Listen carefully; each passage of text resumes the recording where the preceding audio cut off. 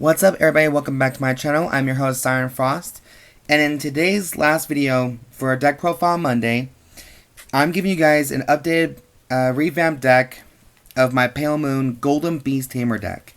I've had this deck for quite a while. I've added some new changes ever since the newer stuff came out, and let's face it, you guys, I consider myself the queen of Pale Moon, just because I did win top some events at my local event, not just for tournaments, but also certain events like the ARG Easter thing. I have a playmat if you want to see proof of that.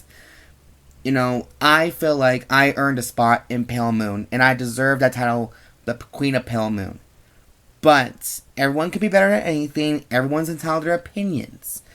But this deck, it was a bitch to get all the cards because everyone's playing the same deck before, and you know, it was a little expensive back then, and it might be still expensive, but that's okay, because eventually I got all the cards and the deck, so I have no shame in this whatsoever, because Pale Moon, besides Oracle Think Tank, I love Pale Moon more than anything itself, and I cannot wait till the D series if I can find some Pale Moon similar units and build a deck from that, which I look forward to it, because to be frank with you, like, I'm excited.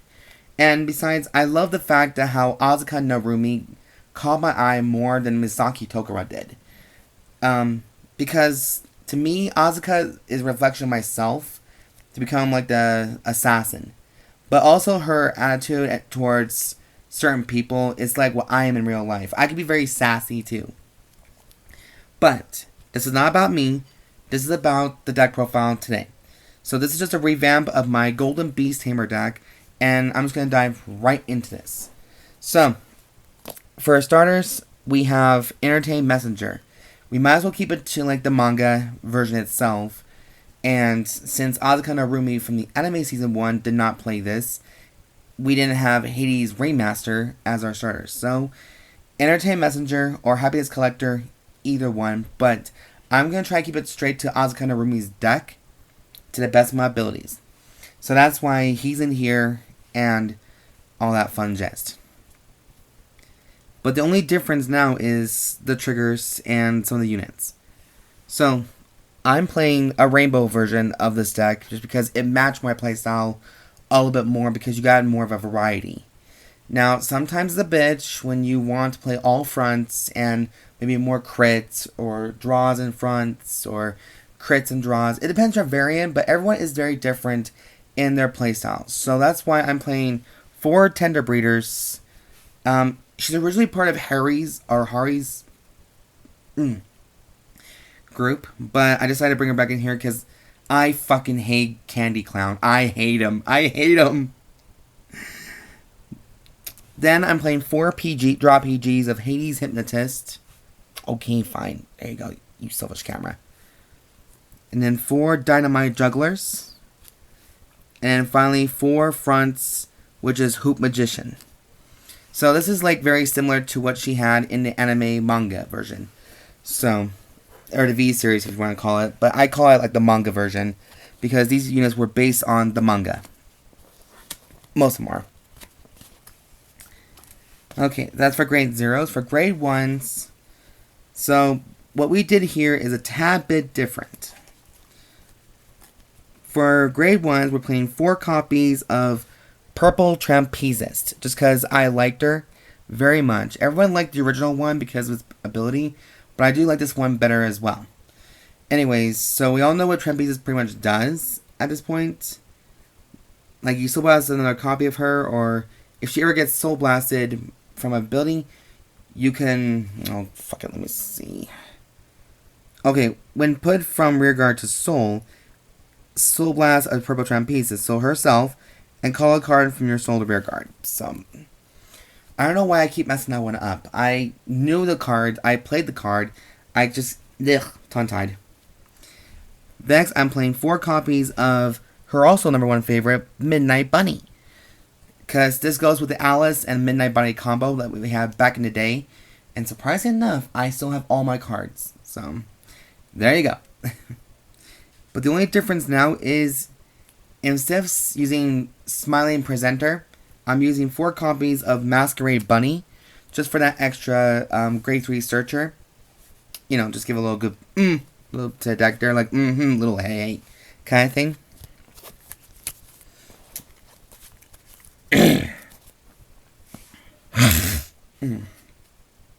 Okay.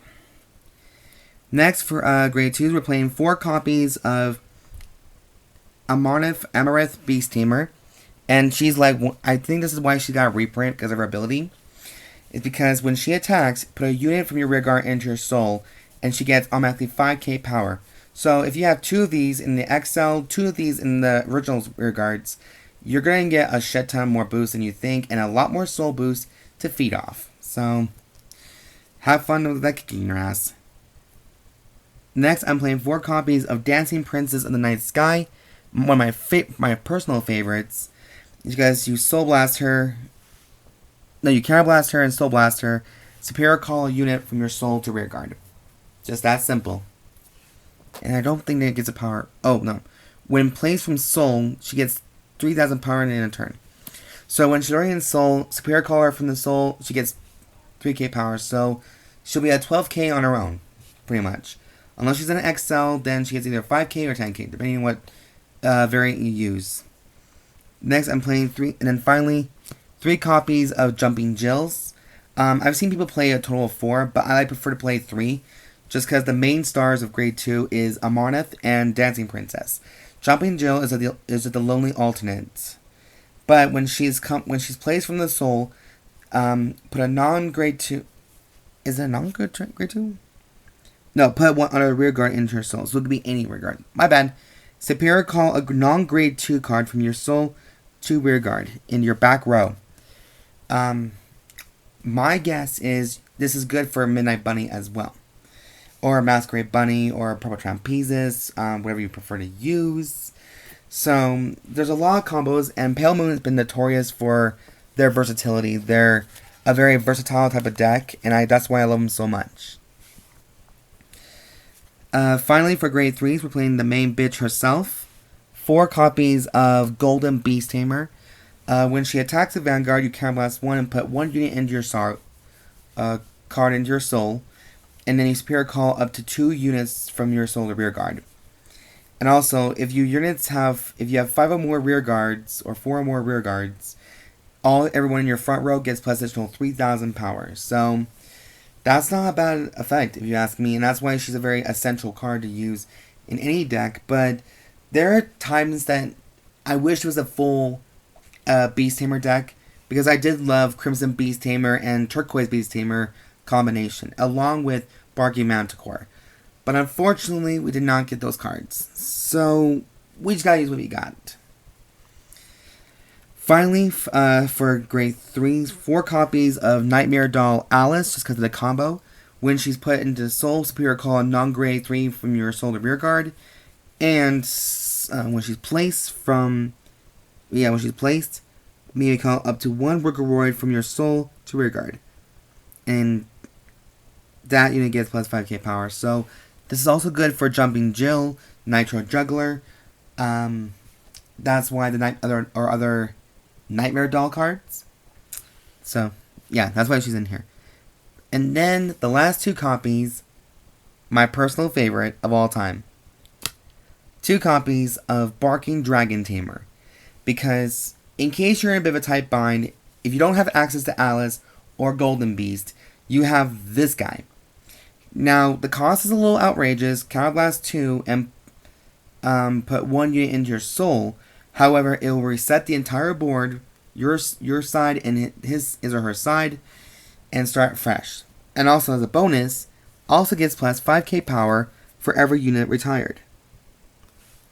So, this dragon is something that you either as good as a late finisher, or just someone get this off your board, fuck your opponent up to pieces, make sure that they pretend they don't even exist to you, or burn them to shreds, just tear them apart.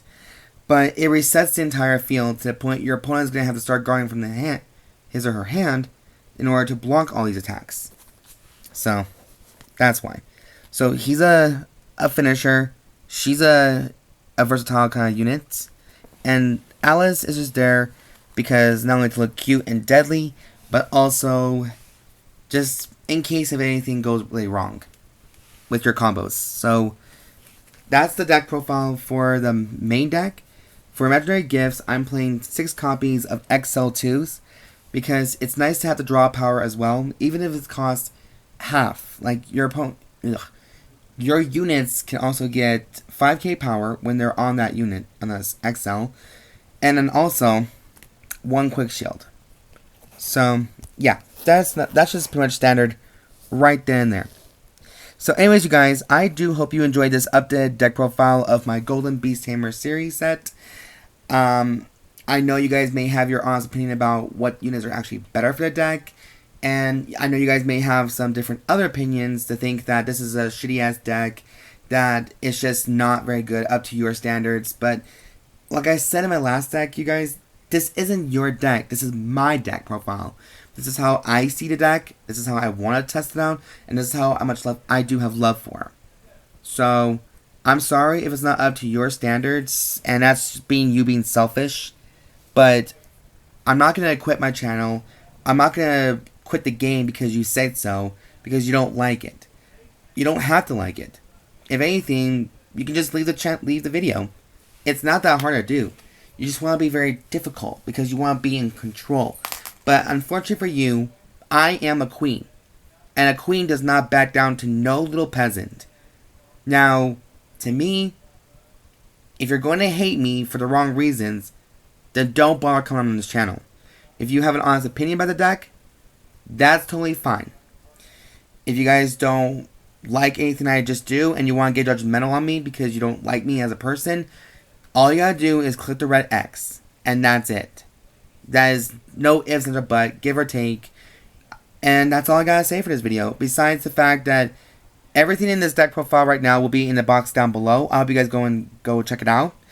And as always, you guys, it's been a pleasure to give you guys content to the best of my abilities, to give you something that I see differently rather than you guys.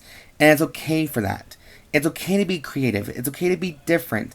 It's okay to be yourself as a card fighter, as a duelist, or as a person. Don't believe what anyone else tells you. Be yourself and be true to yourself. That's all I'm going to say to you. Anyways, you guys, I hope you guys enjoyed this video very much. And I hope you guys see in the next deck profile. I hope I do. And if you guys do like the stuff I'm doing, then go ahead and subscribe to this subscribe to my channel. It'll show more love and support for my channel, and it'll give me more of a reason and an inspiration to make more deck profiles for you guys, or any more thought processes. Whew, Lord Jesus. I mean, this has been a crazy... It's been a crazy year so far, you guys. No idea. So, with all that being said and done, I hope you guys do like this video. If you guys don't, I'm sorry. If you guys do, feel free to subscribe, like this video, thumbs up for it, comment down below, and tell me what you guys think about this deck profile or Pale Moon itself. Or what are your thoughts? Like, what variant do you play? And just send me a deck list in the description box down below. I want to check it out. Like, go outside your comfort zone and just try something new. And I'll see you guys next video, and I'll see you guys maybe this week or so, because this week, you guys, is my birthday month. Yay! I'm excited. So, I'll see you guys next video, and I'll catch you guys later. And remember, make good choices and stay safe out there. I love you guys very much. This is Siren Frost, signing out.